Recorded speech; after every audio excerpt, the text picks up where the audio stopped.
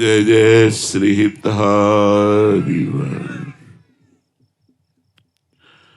जो चाहत है नित्य सुख, अरु मन को विश्राम, हित ध्रुव हित सो भजत रहो, पल पल श्यामा श्याम। यदि नित्य खुश रहना चाहते हो, आनंदित रहना चाहते हो और सदा सनातन आनंदित रहना चाहते हो, मन का विश्राम चाहते हो, शांति चाहते हो, तो एक एक पल संभाल संभाल कर श्यामा श्याम श्यामा श्याम। राधा वल्लभ श्री हरिवंश, राधा वल्लभ श्री हरिवंश। हर समय भगवत स्मरण परायण रहे। ये कहना सरल बात है कि हर समय भगवत स्मरण परायण रहे, पर है बहुत कठिन बात। आप लोग देख लीजिए, खुद देख लीजिए कि आप कितने मिनट सच्चिदानंद भगवान का चिंतन करते हैं। इसलिए नारायण स्वामी ने कहा, नारायण अति कठिन है, हरि मिलन की बाट, या में पग पीछे धरे, प्रथम शीश दे काट। मर के चलनो है जोगी, मर के चलनो है। मरो ऐसे मरो जैसे गोरख मरी दीठो। गोरखनाथ जी कहते हैं, मरना है, जिंदा मर जाओ, अर्थात अहंकार रहित हो जाओ। ऐसे मरो जैसे गोरखनाथ मरा, वो कह रहे हैं। भगवान के मार्ग की बातें करना बहुत सरल है, वास्तविक बात है भगवान के मार्ग में चलना बड़ा कठिन है। हम लोग अपने जीवन भर यही देखते रहे, जैसे जरा सा चूक हो जाए तो फिसल कर न जाने कहां पहुंच जाए, ऐसे जरा सा चूक हो जाए तो माया मार के गिरा दे। बहुत बार साधक नाम की महिमा सुनता है और नाम जपना चाहता है, पर विषय भोगों की प्रीति उसे नाम नहीं जपने देती।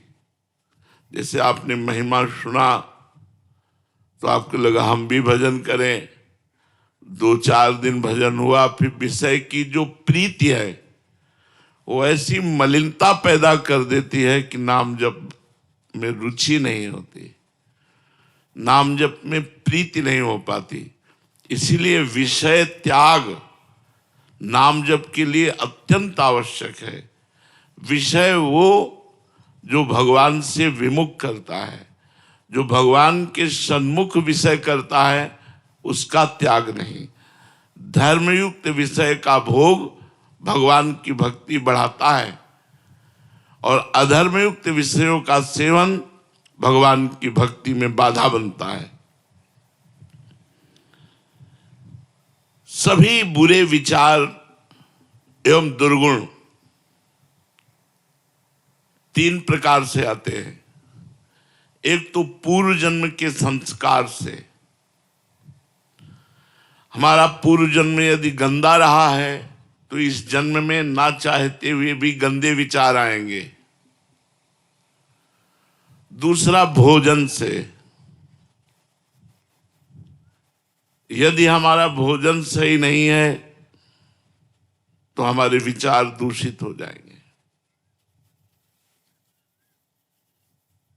तीसरा कुसंग से। यदि हमारा साथ ठीक नहीं है तो हमारे विचार दूषित हो जाएंगे।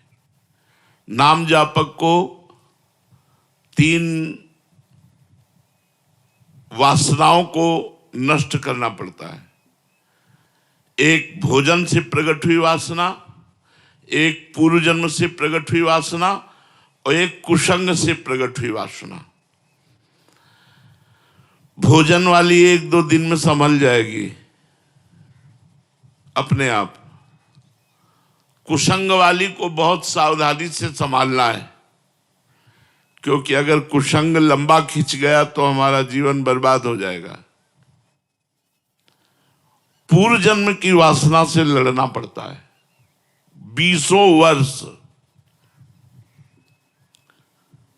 वो सूक्ष्म हो जाती है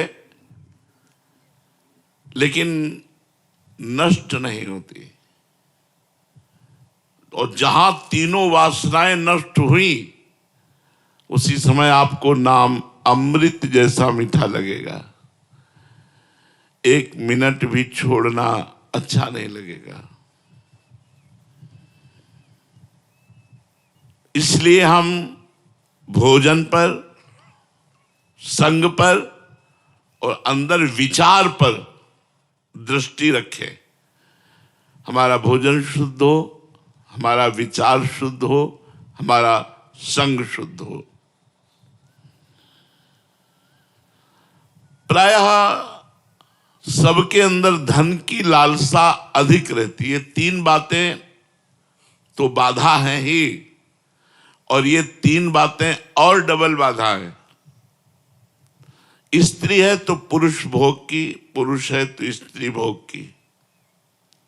धन कमाने की, धन इकट्ठा, धन बढ़ाने की, नाम हो जाए, ये बात।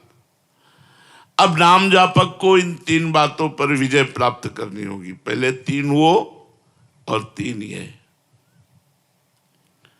यदि गृहस्थ है तो संयम पूर्वक, धर्म पूर्वक अपनी पत्नी का सहवास करे, और भजन करे तो कोई बाधा नहीं। विरक्त है तो भगवान का आश्रय लेकर सहने की कोशिश करे। धन है तो गृहस्थ है तो धर्म पूर्वक कमाए, और कमाए हुए धर्म पूर्वक धन से 10%, 100 में 10 रुपया गरीबों की सेवा, अनाथों की सेवा, गौओं की सेवा, संतों की सेवा, मरीजों की सेवा, इनमें खर्चा करें। निश्चित लाभ मिलेगा, आप देख लेना, बहुत जल्दी लाभ मिलेगा। यदि आपने परोपकार ठान लिया है कि आज का हम भोजन भूखे रह करके व्रत करेंगे और दूसरे को पवा देंगे, तो एक दिन आपके यहां भंडारा चलने लगेगा। लिख लो हमारी बात। अगर धनी बनना है तो हम तुम्हें सच्चा उपाय बता रहे, परोपकार करना शुरू कर दो। 5 रुपए से शुरू कर दो परोपकार करना। हमारे वृंदावन में सेवा कुंज के इस साइड में एक आश्रम है जिसका नाम नथियाबाई। नथियाबाई तो जब आई यहां तो उन्होंने सोचा मेरे से क्या भजन होगा, संत सेवा बन जाए, यही मेरे भाग्य की बात है। अब संत सेवा के लिए धन चाहिए, तो क्या करती, यमुना किनारे उपले बिनती, जो जानवर गोबर कर देते हैं, सूख जाता है, उसे उपला कहते हैं, और ब्रजवासियों से आटा मांग लाती और रोटी बनाती, फिर संत को बुलाती। बहुत अब वो नाम जपते हुए ऐसी रोटी बनाती कि जो संत पाता वो बड़ाई करता। अब वहां बिना बुलाए संत आने लगे, 2 आने लगे, 4 आने लगे। उन्होंने किसी को मना नहीं किया, कभी भी आ जाए, रात के आ जाए तो रोटी बना के देने लगी। धीरे धीरे लोगों को पता चला, वहां दाल और आटे के बोरे, घी की टीनें पहुंचने लगी। धीरे धीरे आश्रम बन गया। एक दिन वो 10 वर्ष सेवा करते व्यतीत हो गए। फल का समय आया तो गेहूं लेने गई थी ब्रजवासियों से, जैसे समय आता है ना गेहूं का, तो खेतों में फिर वो 5 किलो 10 किलो ऐसे सब चंदा रूप में दे देते हैं। तो गाड़ी भरकर, बैलगाड़ी भरकर गेहूं लिए हुए उसी में आराम से आ रही थी। अब इतने में बादल आ गया और बूंदें गिरने लगी, अंधेरा हो गया। अब वो थोड़ा सा परेशान हुई कि ये कैसे सुरक्षित गेहूं पहुंचे, और अंधेरा हो गया, कुछ प्रकाश के लिए उनके पास था भी नहीं। तो इतने में देखा एक छाता लिए हुए 14 वर्ष का बालक आया और कहा, माई ये छाता गाड़ी में लगा ले और लालटेन लेकर मैं आगे चलता हूं, मेरा घर आगे ही है। बोले कहाँ है तेरा घर? तो बोले बस बिहारी जी के पास ही है। वो नथियाबाई जी के आश्रम तक छोड़ करके आए और मुस्कुरा करके चले गए। अब नथियाबाई के दिमाग में ये बात कि 8 बजे रात्रि के बालक, लालटेन, छाता, हो सकता है कोई बालक, लेकिन मुझसे इतना प्यार क्यों करता है कि वो भींगता रहा और छाता मुझे दे दिया। जब दूसरे दिन बिहारी जी के दर्शन करने गई तो बिहारी जी के दर्शन में दिखाई दी लालटेन और छाता। अरे बोले तू ही था, मैं समझ गई। अंदाज तो लगा रही थी पर पक्का नहीं था, आज तो पक्का हो गया। भगवान भक्त की सेवा करने वाले की स्वयं सेवा करने के लिए तत्पर रहते हैं। जिसे त्रिलोचन जी के यहाँ अंतर्यामी रूप से स्वयं संतों की सेवा की। इसलिए यदि गृहस्थ में धन पर विजय प्राप्त करनी है, धन की कामना और धन चाहिए उसकी पूर्ति, तो संत सेवा, बीमार की सेवा, गौ सेवा ये जरूर करनी चाहिए। और शास्त्र आज्ञा करता है 10%, लेकिन 10% बेईमानी की कमाई का नहीं। अगर बेईमानी की कमाई का किया तो तुम भी नरक जाओगे और जो दान लेगा उसका भी पतन हो जाएगा। अधर्म की कमाई का, धर्म की कमाई का अगर 1 रुपया भी तुम किसी को दोगे तो लाखों के बराबर होगा। ये मत सोचो कि 100 रुपया में 10 रुपया, 10 रुपया क्या होता है। नहीं, 10 रुपये का अगर एक आदमी का पेट भर दिया कहीं, या 1 किलो नमक लेकर के आपने किसी भंडारे में दे दिया, वो बहुत पवित्र कार्य करेगा। तीसरा है यश कीर्ति। ये पुण्यात्मा पुरुष की होती है, तुम्हारे चाहने से नहीं होगी।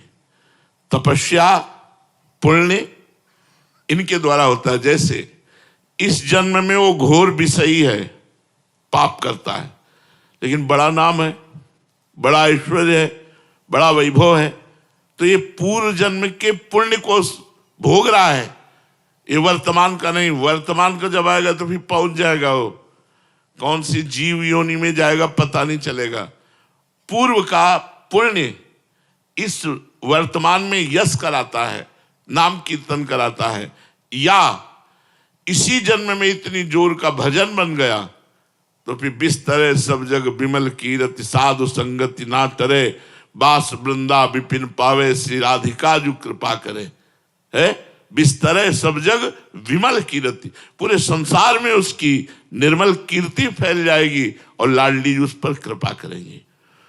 तो 3 और फिर 3, सतोगुण, रजोगुण, तमोगुण। अगर सतोगुण, रजोगुण, तमोगुण इन गुणों पर ध्यान न दिए तो ये तुम्हारे भजन को चौपट कर देंगे। रजोगुण आएगा, भोग वासना प्रकट करेगा। तमोगुण आएगा, निद्रा, आलस्य, प्रमाद प्रकट करेगा। सतोगुण आएगा तो थोड़ा भजन में उन्नति होगी। लेकिन सतोगुण भी भगवत प्राप्ति के लिए थोड़ा सहायक है। बका त्रिगुणातीत होने पर ही भगवत प्राप्ति होती है। जब तक तीनों गुणों से हम जीत नहीं जाते तब तक हमारी बात नहीं बनती। तो 3 इन जब पर हम विजय प्राप्त करते तब त्रिलोकी नाथ का भजन होता है। निरंतर भगवान के भजन में चित्त डूबता है। भगवान के मार्ग में चलने पर विघ्न बहुत आते हैं, पर हिम्मत है तो फिर नष्ट हो जाती है। हिम्मत का मतलब नाम न छूटे नहीं, विघ्न बहुत आते हैं क्योंकि अच्छे मार्ग में चलने पर जो बुरे विचार हैं, बुरे आचरण हैं, बुरे लोग हैं, संतों से अपने आप द्वेष करते हैं, सतमार्ग से द्वेष करते हैं, आपका उपहास करेंगे, आपकी निंदा करेंगे, आपसे वैर करेंगे, आपको वो दुख देना चाहेंगे, लेकिन आपको हिम्मत रखनी। लोग बड़ा उपहास करते हैं, अपने लोगों ने गालियां भी सही है, जब गंगा किनारे भ्रमण करते थे तो गालियां भी लोग देते थे, देखते थे जवान साधु अकेले तो लोग गालियां भी देते थे। कभी कभी भोजन नहीं, सर्दी का भीषण वेग है और लोग गालियां दे रहे, तो एकांत में भगवान से प्रार्थना करते थे, हमने तो सुना था बड़ा आनंद का मार्ग है और यहाँ तो गालियां मिल रही, भोजन नहीं मिल रहा, सर्दी से कष्ट सह रहे। तब अंदर से आता होश में, ये बाहरी बात है, आंतरिक देख लेना आगे चल करके। संतों के वचन झूठे नहीं होते, बस उसी विश्वास पर जीवन यात्रा आगे बढ़ती रही। तो अगर हमारे मार्ग में कोई कठिनताएं आती हैं तो हमको हटना नहीं है, छोड़ना नहीं है, नाम जप नहीं छोड़ना, वो विघ्न ही सब नष्ट हो जाएंगे, आप पक्का विश्वास रखिएगा। अगर विघ्नों को देख करके भजन छोड़ दिया तब तो विघ्न आपको परास्त कर सके, नहीं तो हमारी वाणी जी में लिखा है, राधा वल्लभ भजत भज भली भली सब होए, जीते विनायक शुभ अशुभ, विघ्न करे नहीं कोई, विघ्न करे नहीं कोई, डरे कलिकाल कष्ट भय, हरे सकल संताप हरस हरि नाम जपत जय, उसकी विजय होती है। इसलिए विचार पूर्वक भगवत मार्ग में चलो और नाम जप खूब करते रहो।